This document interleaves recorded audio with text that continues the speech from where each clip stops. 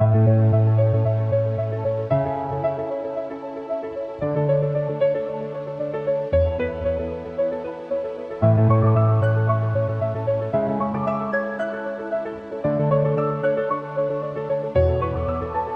morning. A beautiful week is coming to an end. Thank God it's Friday. Right? It's a blessing to bring the word of the Lord to you once again today. And as we continue to meditate on the life of David, we should understand that the Lord chooses, the Lord appoints. Right? He brings you to the right place at the right time. And when you are in the right place, what you do right is very important. Right? We already saw a bit about it over the last few days.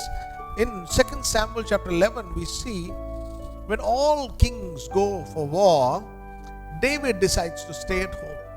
He has sent everyone away and he is alone.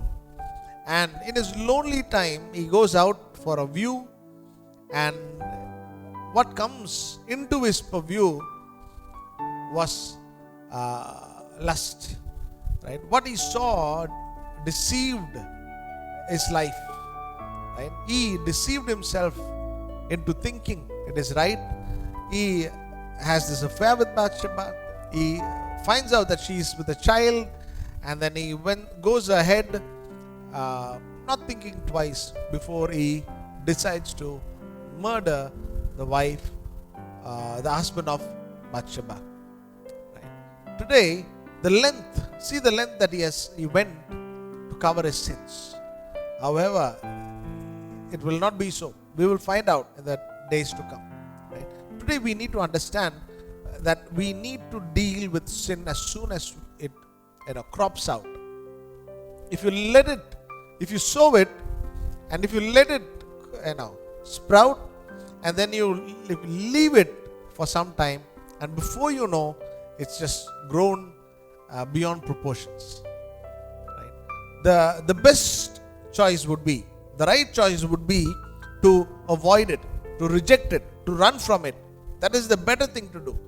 But if you have already loved it, right, today I pray and I ask that you will seek the help to tear it out, to pull it out and tear it down and tear those walls down, so that you can once again live the life that the Lord has determined for you.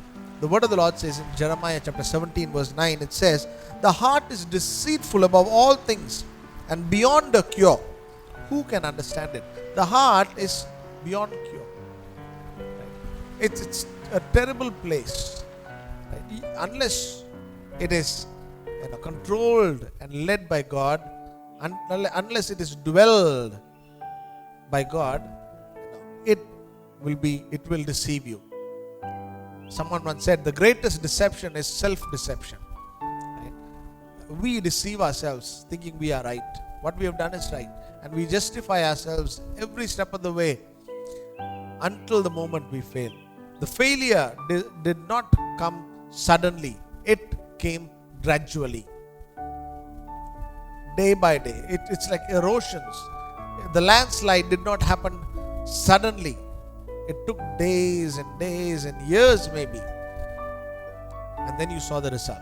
And it is painful. So let us take this challenge. Take this weekend. Spend time with God. Correct yourself. You cannot do it by your own strength.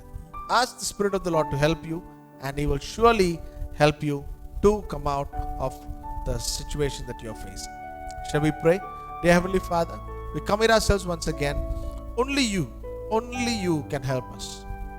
Only your Spirit can lead us and guide us out of this situation, Lord.